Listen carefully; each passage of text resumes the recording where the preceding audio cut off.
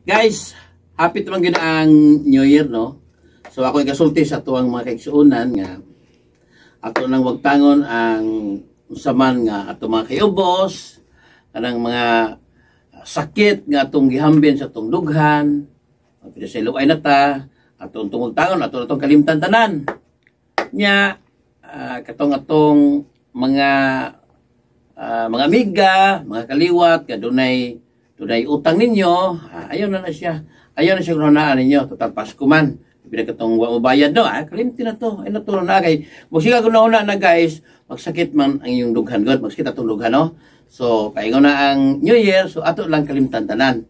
Unya, ako, katong mga tao nga, akong nautangan, ang utang ninyo, ay na to na nyo, wag tangan na to, kalimti na to, kay New Year naman, Pasko na, Happy New Year!